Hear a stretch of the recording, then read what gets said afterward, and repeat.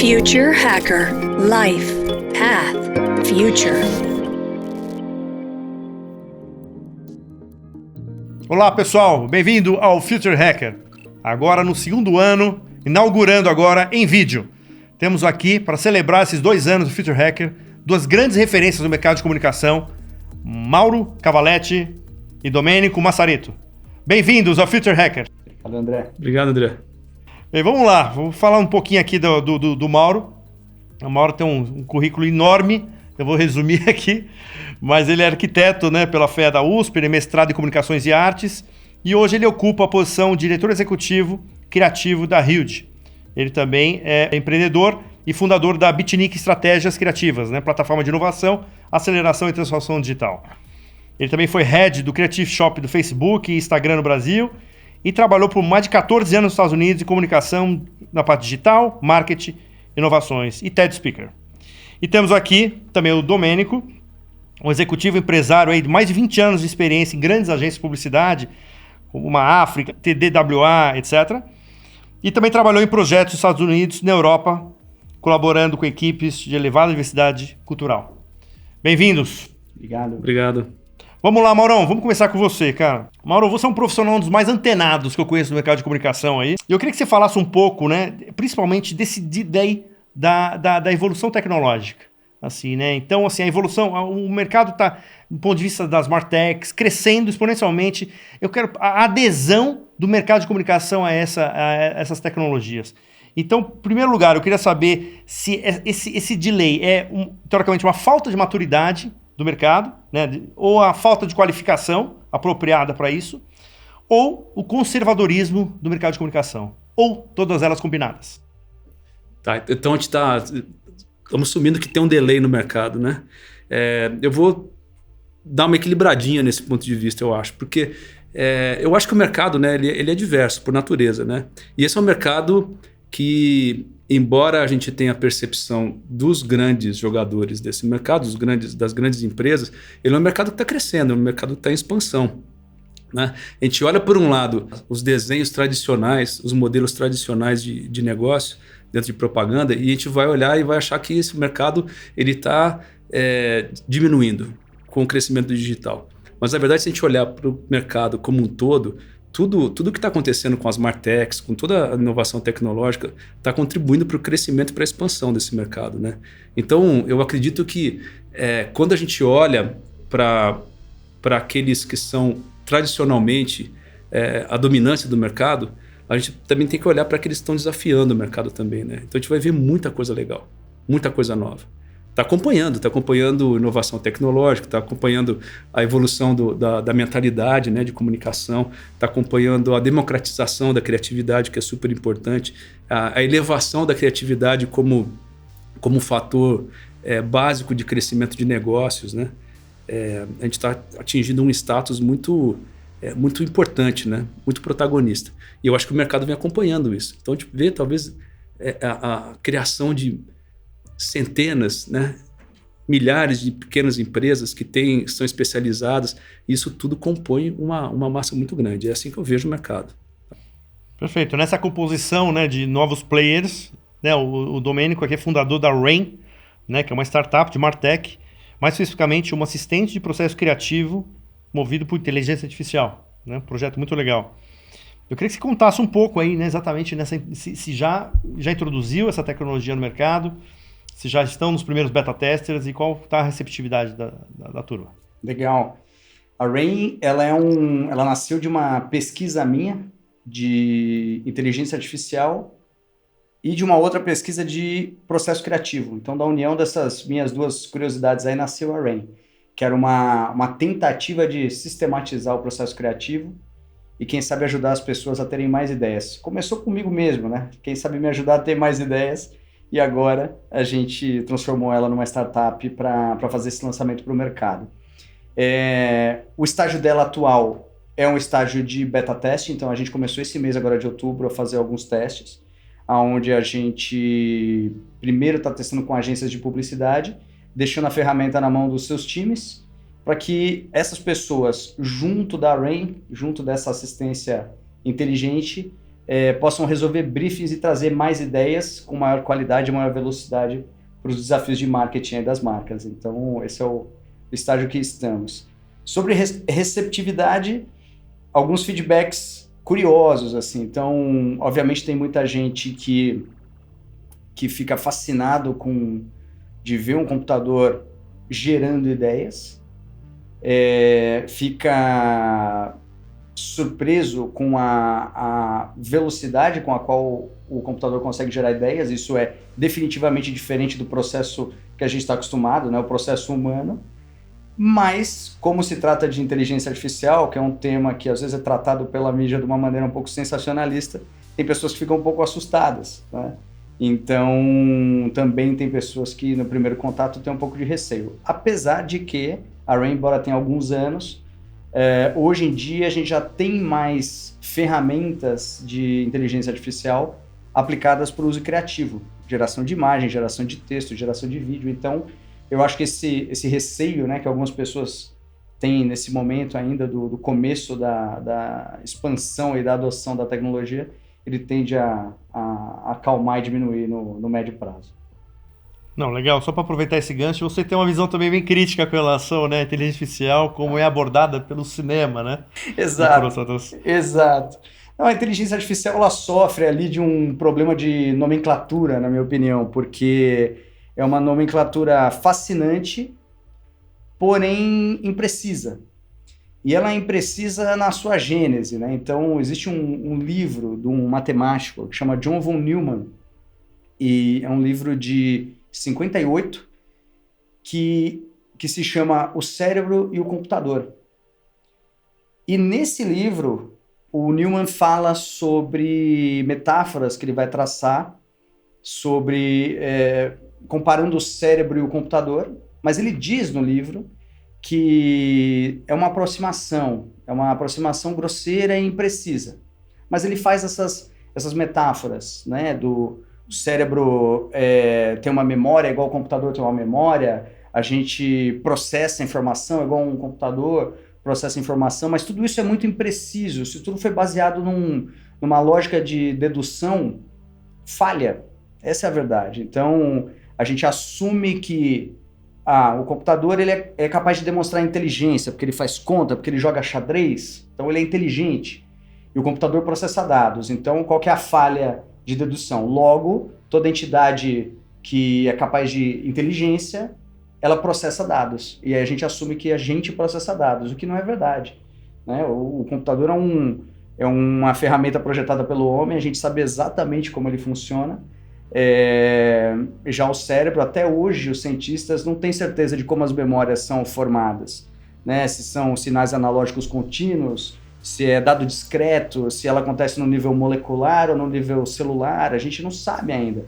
Se você não é um nerd de computação, né? Se você é uma pessoa mais normal, e você viu alguém falando sobre inteligência artificial, se for emocionante, se for assustador, provavelmente é ficção, porque quando você tem um engenheiro de software falando de inteligência artificial, chega a ser meio monótono, assim, a menos que você seja um nerd de programação, aí você vai achar fascinante e emocionante também. Legal, essa é até uma pergunta que eu queria fazer, quer dizer, exatamente quem programa, né? Então os algoritmos são feitos, né, por programadores. Certo. Você acha que pode nascer uma nova profissão dos programadores? Vai essa para o Mauro. Os programadores criativos? Olha, tem só para pegar um exemplo, né, de uma coisa, de um fenômeno que está acontecendo agora, que são as plataformas, os imaginadores, né? O Midjourney, o DALL-E, né? Que são plataformas de inteligência artificial que foram desenhadas para produzir imagens. Essa produção de imagens, ela é ativada por uma coisa que a gente chama de prompt, né? Você vai lá, escreve um texto e pede para ele, imagine isso, e ele escreve o que ele quer e ele vai imaginar aquilo. Isso é um diálogo, né? Tem uma discussão dentro dos engenheiros, dos programadores, abriu essa discussão assim, olha, nós estamos falando de uma nova profissão. A gente está falando de engenharia de prompt, a gente está falando de codificador de prompt, ou designer de prompt, né? Ou o arquiteto de prompt. São pessoas que conseguem criar essas camadas de texto que vão ser interpretadas por essas máquinas, né? E então, assim, eu acho que quem programa nesse caso aí é todo mundo, né, que está programando aquele resultado. Tudo bem, tem lá quem programou o algoritmo, né?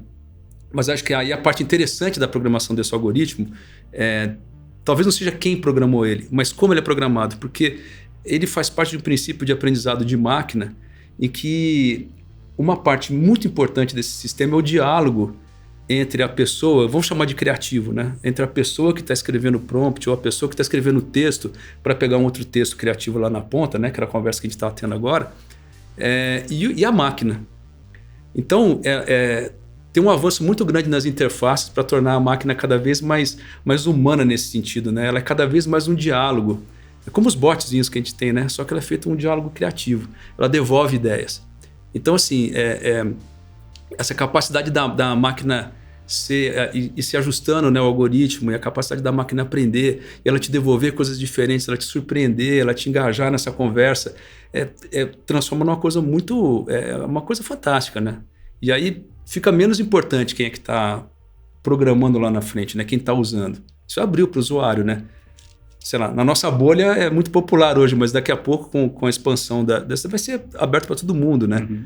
Então, vai ser muito fácil alguém ir lá e escrever. As pessoas nem falam em programar, né? Elas vão lá e elas escrevem uma imagem, né? Descrevem uma imagem. Que é muito legal, né? Não, e é engraçado que vocês, né, com certeza sabem do que está acontecendo no mercado de jornalismo, né? Quer dizer, né, o Guardian fazendo artigos por robô opinativo, né? E aí tem aquela discussão daquele imã, né, que é um órgão, né, de imprensa, falando sobre essa robotização indo para o mainstream. E aí é o seguinte, é substituição mesmo, não é, não, mas tem uma pessoa física. Não tem, é substituição. No caso da criação, não sei se isso é politicamente correto ou não, é substituição ou trabalhar junto? Esse é um tema que circunda a inteligência artificial, né? Não é raro a gente levantar a discussão e aparecer a história da substituição ou aumento de desemprego, né? Você, enfim, tirar do mercado de trabalho um número de pessoas. Então, a gente tem que olhar de algumas maneiras essa discussão. Acho que a primeira delas é próprio exemplo do Mauro agora. Ele citou uma série de novos empregos que a gente nunca imaginou que a gente ia precisar, né? Um engenheiro de prompt.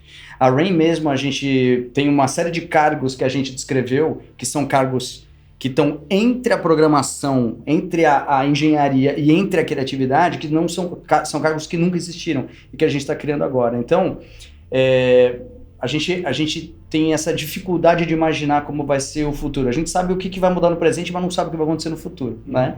Fora que a gente vive numa sociedade globalizada. Então, quando inserimos robôs nas linhas de montagem automotivas, por exemplo, sim, a gente impactou empregos na fábrica ali na Europa, mas a gente criou empregos na Ásia, na manufatura dos próprios robôs. Então, a gente vive num mundo globalizado. Não dá para usar iPhone e não querer um mundo globalizado, né? Não dá para dirigir um Toyota e não querer uma economia globalizada. Então, eu acho que tem um pouco desse aspecto. Especificamente sobre criatividade, eu acho, e essa é uma parte importante da discussão da inteligência artificial, porque ela envolve engenharia, ela envolve o campo de conhecimento específico para onde aquela ferramenta é aplicada, mas ela também envolve ética, ela envolve moral, ela envolve filosofia, e aí eu tenho um ponto que é uma opinião minha sobre a criatividade e respondendo a sua pergunta, que é: um computador pode criar ideias? Pode. Computador pode vir a substituir funções criativas e pessoas? Pode. Mas tem uma questão filosófica aí que o computador não precisa criar ideias. Então, o ser humano precisa de ideias. A sociedade precisa de ideias. O progresso precisa de ideias. Então, na minha visão, é sobre a máquina mais o humano. Até porque o humano foi a melhor máquina de gerar ideias que a gente teve até hoje, né? Do que a gente conhece. Então, não faria o menor sentido a gente ignorar isso, ou substituir isso, ou enfim. Na minha visão, a criatividade humana ela vem evoluindo ao longo da nossa história, e eu acho que essa cocriação entre máquinas e humanos é o próximo passo, né? O que vem depois disso está muito longe para eu tentar arriscar dizer o que vai ser daqui. E essa cooperação acho que é a parte mais interessante, né, do que a gente está falando aqui, porque mais do que a substituição, que é possível que algumas pessoas não tenham mais acesso a produzir. É possível que se mude a estética, por exemplo, de um esboço, né? Quando a gente está falando dos imaginadores, só para ficar no mesmo campo. Ou de alguns conceitos, né? do que o redator vai fazer, se a gente usar as máquinas de redação.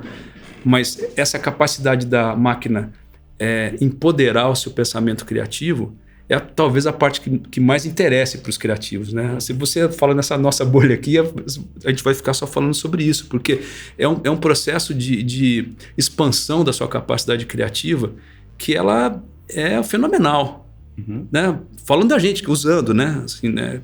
A nossa capacidade de ir lá e transgredir, por exemplo, outros domínios de design ou de criatividade, também é fabuloso, porque você vai encontrar várias pessoas que são talvez redatores e que estão fazendo design de moda, porque pode agora, porque a máquina vai ajudar eles a fazerem. Então, assim, se você quer investigar uma ideia num campo que não é natural seu, você pode usar a máquina hoje para fazer isso, porque você encontra ali um parceiro que vai ficar trocando ideia com você. Pode parecer um absurdo, mas é uma troca de ideias, é uma cooperação mesmo, como o Domênico está falando. E é muito legal.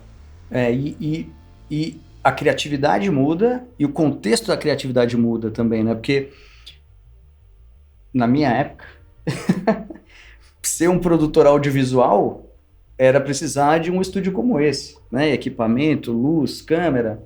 Hoje em dia, plataformas como o TikTok, por exemplo, elas sabem que as pessoas, todas as pessoas já assumem que elas estão entrando numa conversa onde ela vai co-criar com a conversa corrente. Então, é uma plataforma que ela é uma ferramenta de criação, né? Então, quando a gente fala de criatividade de uma maneira mais ampla, né? Somos criativos por natureza e estamos sendo estimulados para ser cada vez mais, né? É a nossa forma de se comunicar. Especificamente aplicado ao mercado de marketing, né, e publicidade, houve uma crescente complexidade, né, do número de formatos, plataformas, a maneira como essas coisas interagem, a maneira como a gente faz para usar toda a infraestrutura e a tecnologia para construir marca e medir essas coisas, enfim. Então existe também uma questão que hoje é desumano você pedir para uma pessoa, cria uma ideia para minha marca, né? Falando bem especificamente do nosso mercado, cria uma ideia para minha marca. É desumano esperar que um indivíduo sozinho domine tudo que é possível em todas as... Como é que está funcionando o algoritmo agora? Como é que eu escrevo um roteiro de filme? Como é que eu escrevo uma frase para um espaço público, né, e contextual?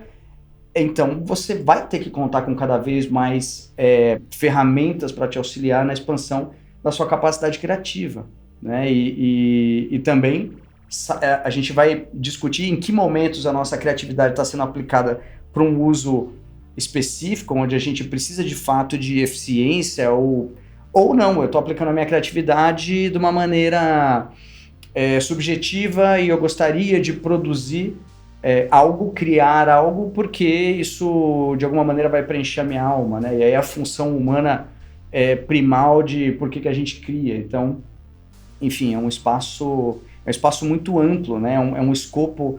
É uma discussão sobre criatividade num escopo que a gente nunca teve antes, né? Dentro de tudo que a tecnologia pode fazer pela expressão humana. Que assemelha um pouco exatamente quando, né, os celulares vieram com câmeras, etc. A mesma coisa, né? Então, quer dizer, a pessoa tinha que ter câmera. A partir do momento que você criou esse dispositivo, você virou um monte de produtores de conteúdo no mundo inteiro, que foi a grande explosão das redes sociais, né? Sim. Você acredita que essa plataforma pode ser também uma explosão de criadores para o mundo? Não sei se você tem pretensão de expansão internacional, se ela já nasce descentralizada, já nem com cara de blockchain, ou qual é mais ou menos o conceito dela? Assim? A Rain, ela nasce com o potencial de expansão, até porque ela é uma ferramenta que ela é baseada em processamento de linguagem natural, e hoje as maiores databases, as maiores livrarias, os maiores frameworks de trabalho para processamento de linguagem natural, eles estão escritos em inglês. Então, a Rain nasceu em inglês e isso também possibilita com que ela tenha um voo internacional aí de uma maneira mais fácil. Se cada vez mais pessoas vão ser criativas, eu acho que o exemplo da câmera que você deu é curioso, né? Porque, de novo, quando eu era jovem, quando eu era criança, a câmera era um objeto de registro. E a partir de 2010, né, com o boom dos celulares, dos smartphones, a câmera virou um objeto de comunicação. Então ela mudou um pouco, né? A maneira de se expressar mudou um pouco também quando a gente passou a todo mundo ter uma câmera o tempo inteiro na mão. Então eu acho que existe uma tendência da gente poder dar mais vazão para a nossa imaginação, né? A verdade é que ideias são menos raras do que a gente acredita, né? O que é raro, obviamente, é a execução e o investimento numa execução grandiosa e muito bem feita de uma ideia, né? Mas ideias, elas não são tão raras porque o ser humano tem a necessidade de criar o tempo todo. Então, acho que a gente vai cada vez mais aparelhar as pessoas para que elas possam fazer isso. Perfeito. Já passamos a fase de inteligência emocional, vamos para a inteligência criativa, então. Acho que existe um reconhecimento hoje de que a criatividade, né, a capacidade criativa, a capacidade de gerar artefatos, capacidade de abstração, elas estão na ponta da nossa diferenciação com as outras espécies, né? Então, isso, ao mesmo tempo que ela traz uma valorização da criatividade, também a gente descobre que a criatividade é uma coisa que a gente divide com todos os outros seres humanos, né? Talvez com outras espécies também, não sei dizer, mas é uma capacidade que todos nós podemos exercer e exercemos, né? Essa necessidade que o Domênico está falando, ela é uma necessidade de sobrevivência da espécie, né? A gente está fazendo isso o tempo inteiro. Embora nós tivéssemos disciplinas, nós tivéssemos organizações que vão dizer isso aqui é criativo, isso aqui não é criativo. Na nossa organização da divisão de trabalho que a gente tem, hoje a gente sabe que existe uma necessidade de troca criativa entre as pessoas o tempo todo. É por isso que as plataformas ficam tão populares, né? Se pensar no TikTok, pensar no Instagram, as pessoas precisam ficar criando e trocando essas ideias o tempo inteiro. Senão a gente deixa de existir como espécie. Uhum. Né? Historicamente, a nossa espécie precisou de um certo nível de inovação, um certo nível de mudança para poder prosperar. Então, o cérebro humano ele foi programado para procurar novidade o tempo todo e ficar julgando se aquela novidade vai me ajudar a viver melhor. Então, a criatividade, ela de fato tem um papel na nossa sobrevivência. Teve até aqui e continuará tendo, né? É que eu acho que o que vai mudar, o que muda, na verdade, é a definição do que é criativo. Então, em algum momento, o criativo era você rabiscar a parede da caverna com sangue de bicho ou algum tipo de pigmento natural, né? Um dia alguém inventou o azul. Alguém descobriu o pigmento azul, né? Que é um pigmento raro, né? Veio depois de muito tempo, enfim. Hoje em dia... Então, o azul foi original e foi criativo durante algum momento da humanidade. Hoje em dia, não. O azul tem azul. Você pode criar coisas azuis o tempo todo. Isso não é necessariamente original. Eu tenho uma visão, por exemplo, em relação à música, né? A música, quando você analisa ela de uma maneira... quando você desconstrói a composição, as notas, os arranjos, os acordes, existe um número finito de combinações possíveis.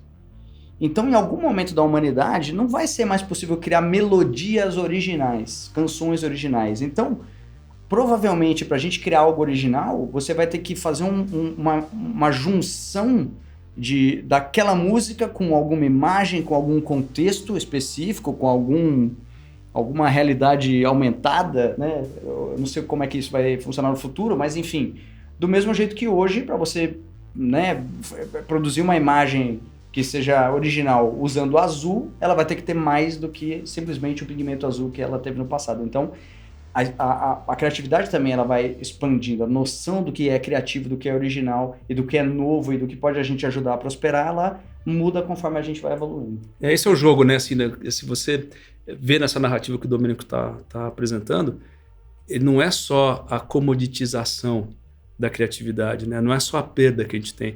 Na medida que a gente vai comoditizando e a gente vai o poder vai ficando menor de impacto com aquilo que a gente está usando, existe um outro lado que é a expansão da criatividade, a expansão da sua capacidade de gerar coisas novas que vai se construindo no topo disso. Então é uma economia que ela nunca parou de existir, ela não vai parar de existir. O que a gente está falando aqui é que a gente está começando a usar artefatos que estão aumentando essa expansão, estão aumentando essa capacidade expressiva exponencialmente. Isso é uma coisa.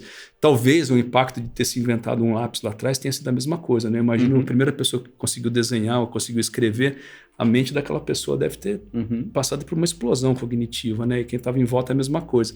Hoje os artefatos são mais complexos, mas a gente não, assim, eu não vejo como a gente pararia e existiria uma diluição da criatividade por conta dessas possibilidades. Né? Eu quero usar, né, o sistema que o Domênico criou. Eu quero ver como isso funciona para mim. Né? Eu quero perder noites de sono ali trabalhando naquilo, não porque eu preciso entregar alguma coisa, mas porque ela está me atraindo, né? Que é uma coisa que muitas pessoas que estão usando os sistemas de inteligência artificial estão reportando. Você entra num jogo ali que é difícil parar, né? Você entra em fluxo, né? Que é uma coisa que a gente estava esperando entrar, né? Mais uma coisa para dar fluxo para a gente, porque a mente vai expandindo. Vou fazer uma provocação agora para vocês criativos, cara. Então vamos lá. Imagina que tudo que você está falando do ponto de vista, né, de aumento de capacidade, né? Quer dizer, é uma evolução, né, de vários aspectos de consciente criativo, etc. Você imagina se as pessoas tivessem noção do valor delas, do valor dos seus dados, né? Se elas tivessem a real noção dos seus dados, para onde vai, como é usado, etc. Você imagina que essas pessoas poderiam estar reunidas em pequenos grupos, em uma plataforma de blockchain, etc. Vocês acreditam que no futuro próximo, quer dizer, isso pode, essa junção, isso poderia ser um grande cavalo de Troia contra as Big Techs? Ou seja, os usuários, teoricamente, quase uma coisa coletiva, onde eles tivessem posse dos seus dados, e aí as marcas virariam cliente desses usuários. Ao invés, seria uma disrupção totalmente do sistema. Vocês acreditam que isso pode ser uma possibilidade? Ou vocês acreditam que uma Apple pode valer 10 trilhões se for nessa caminhada e daqui a 3 anos? Bom, acho que você está falando, que você está descrevendo, eu estou ouvindo quase como uma proposta da Web3, né? A Web3 tem isso na raiz dela como proposta, né? Que é essa descentralização, né? Da propriedade, né? Mas a descentralização da propriedade não quer dizer a diluição da propriedade, quer dizer descentralização somente, né? As pessoas têm gerado economias participativas, né? Quando você entra dentro dos grupos negociando NFTs, por exemplo, as pessoas podem ter uma pequena fração daquilo, né? O autor pode continuar recebendo por aquilo que ele está fazendo, ele é feito dentro de comunidades. Existem novas regras do jogo que tem a ver com essa economia distribuída que você está falando. Aí as marcas, eu não sei se as marcas passam a ser clientes, talvez, mas eu acho que elas passam a ser sócias, né? Assim, é uma grande tendência dela ter uma parte da propriedade de uma geração que você faz em cima dela, e você ter uma parte, talvez uma parte da propriedade daquela marca, porque você está contribuindo para a construção dela também. Isso é um cenário, para mim, muito possível. Não é nem tão sobre blockchain, Web3, enfim, mas sobre o futuro do trabalho. De alguma maneira, eu acho que as pessoas vão cada vez mais encontrar jeitos e ferramentas para monetizar a própria vida, seja o tempo, sejam os dados, e ao invés de ter uma relação com o trabalho e com a carreira, como é uma relação construída no passado, vai ser uma coisa diferente. Então, eu existo, eu tenho uma presença, eu tenho opiniões, eu existo e eu posso monetizar essa existência de algumas maneiras, né? E especificamente sobre a sua pergunta, a propriedade intelectual, eu acho que ela vai ser revista. E aí, quando a gente pensa do ponto de vista do indivíduo, eu não acho que é onde está a maior barreira, de jeito nenhum. Acho que as pessoas, de alguma maneira, elas já vão alugar, elas já alugam pedacinhos do seu tempo e da sua atenção com níveis distintos de consciência.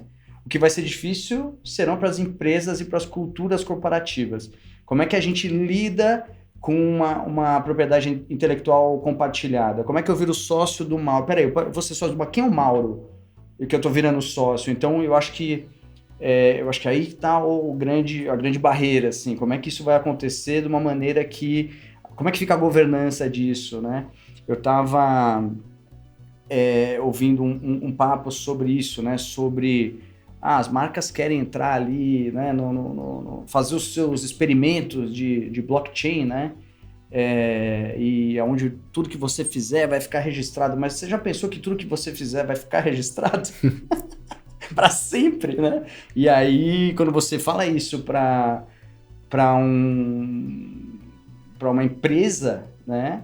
Essa não é uma decisão tomada por qualquer pessoa, essa é uma decisão muito importante que vai ser muito discutida dentro da companhia.